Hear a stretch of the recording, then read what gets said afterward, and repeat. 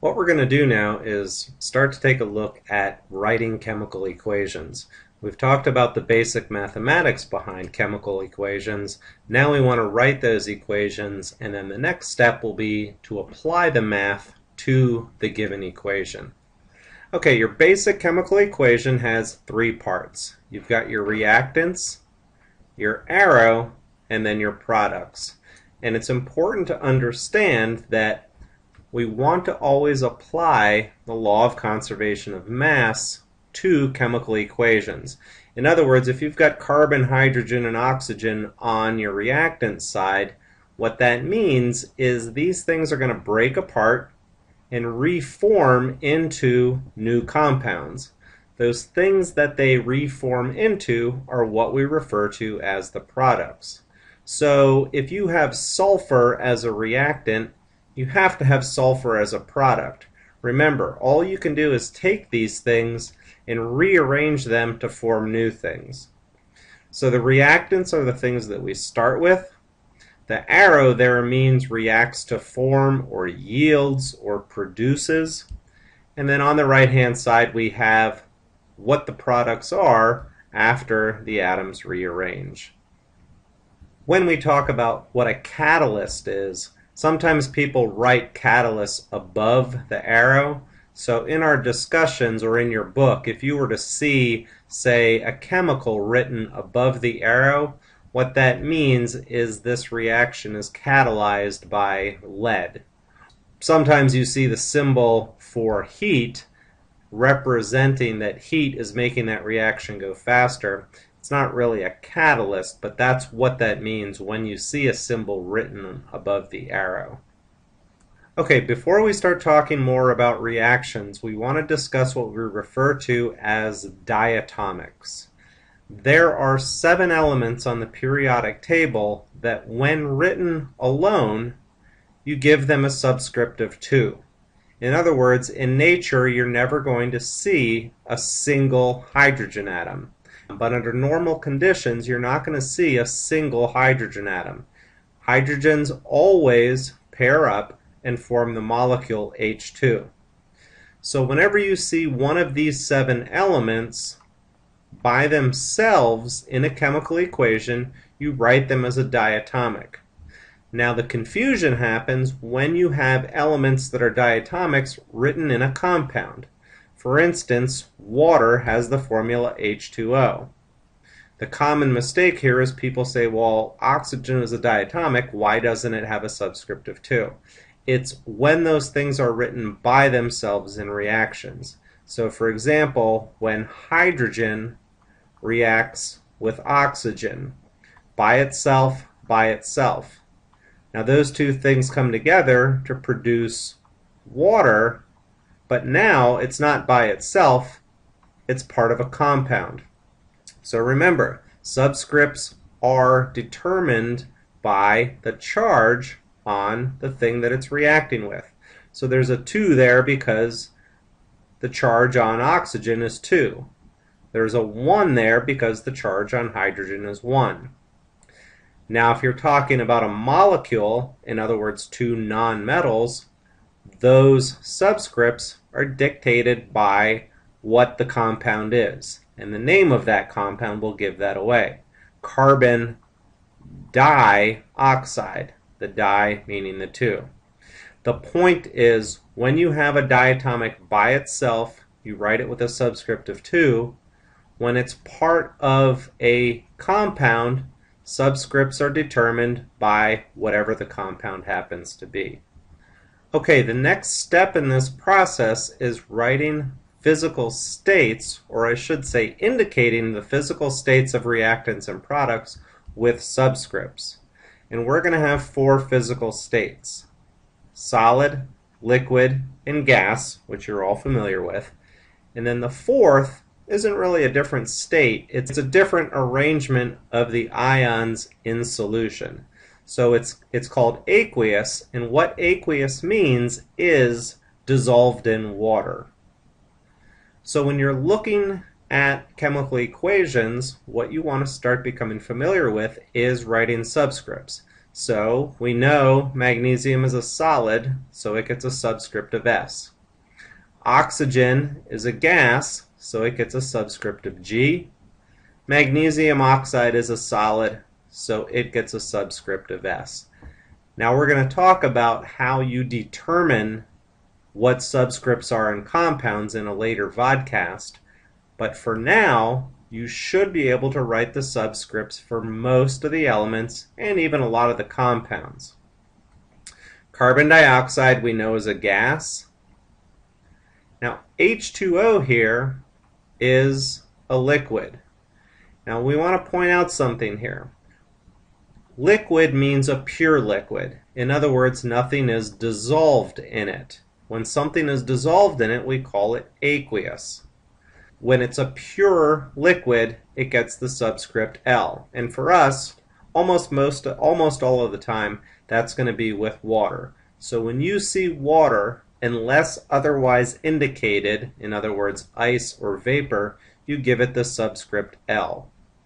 There's a few organic liquids that will get subscripts of L, but those will be indicated when necessary. Whenever you have single ions present, in other words, the polyatomic or the single ion hydrogen, those always get the subscript AQ. You can use the periodic table to help you with this. As you can see, all of the elements in white are solids, all of the elements in red are gases, and the only two elements on the periodic table that are liquids at room temperature are bromine and mercury.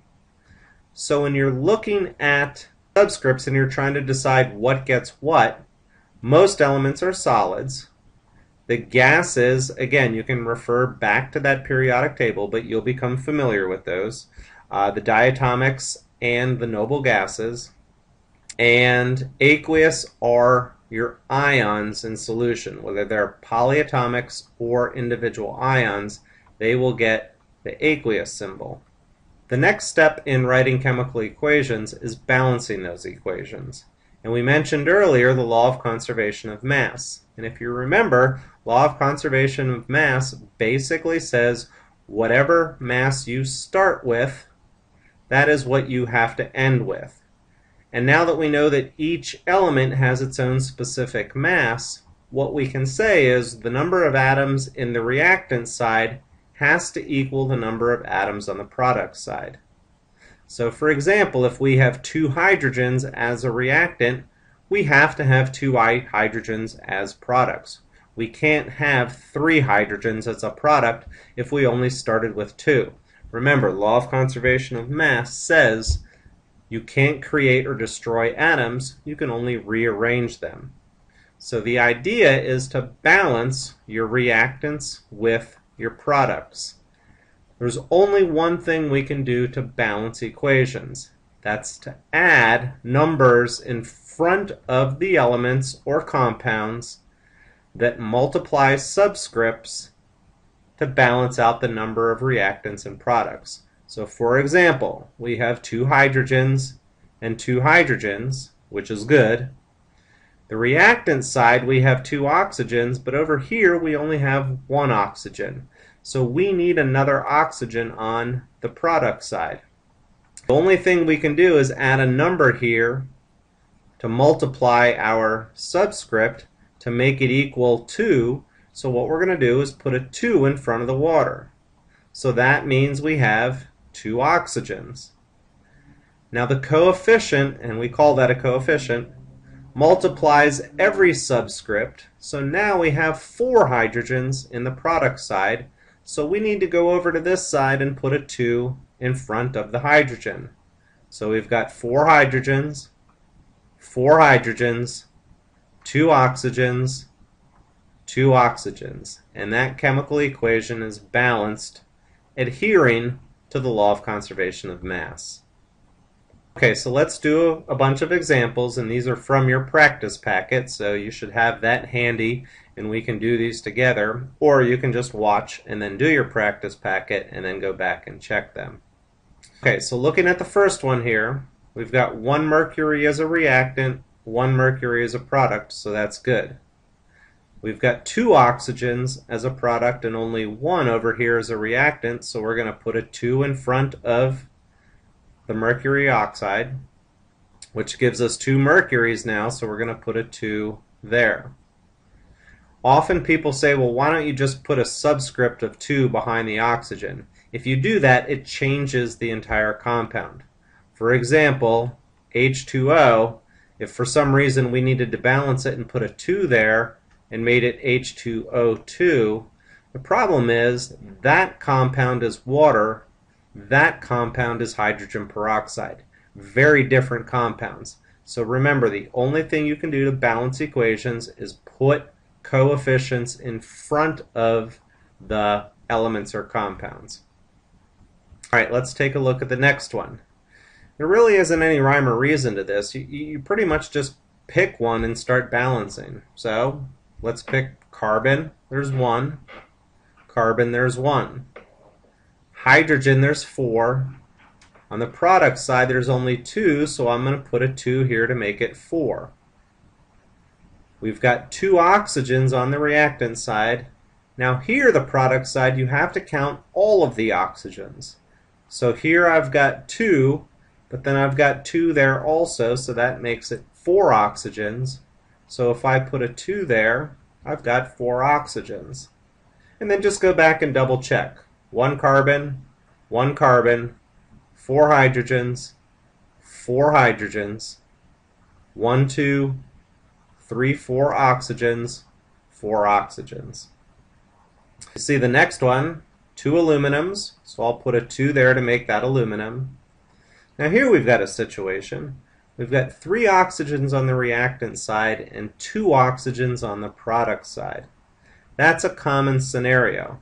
And what you can do is multiply this side by 2, or put a coefficient of 2, making that 6 oxygens, and then put a 3 there, making that 6 oxygens. Now the problem is we just changed that to 4 aluminums, so we would need to go back and change that to 4. And then just go back and double check. Now the one thing you want to make sure with balancing is you always want to make sure you have the lowest whole number ratio.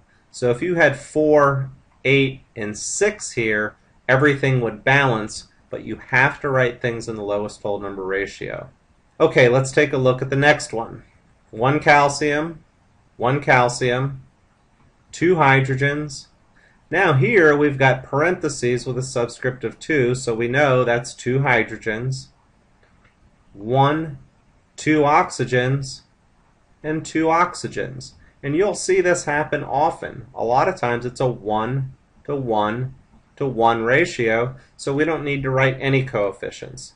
If there's no coefficient there, it's implied that it's a 1.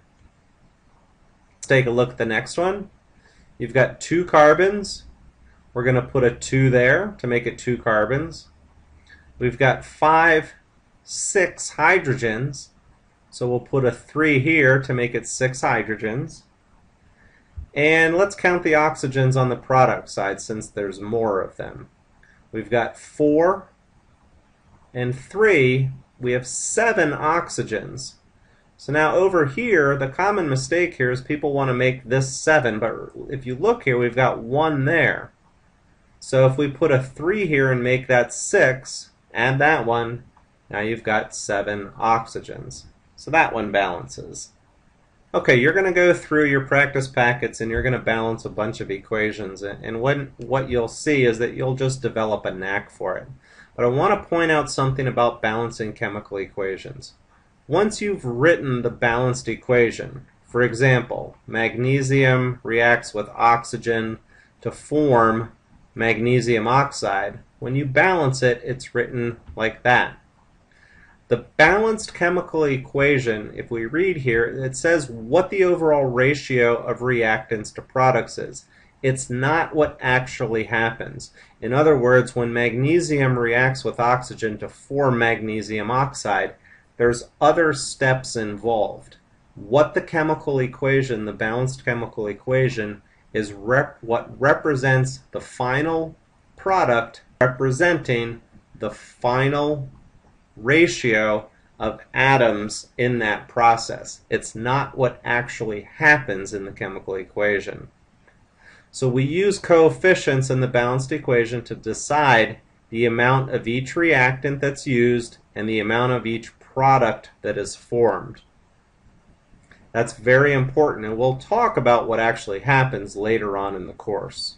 Okay, that ends that podcast. And again, as usual, if you have questions about, send them to hannonandchemistry@gmail or ask the questions on the Moodle site. Refer back to this podcast when you need to as you go through this unit with writing equations. These 3 units, the unit on the moles, the unit on writing equations, and the next unit are arguably the 3 most important units for the rest of the year.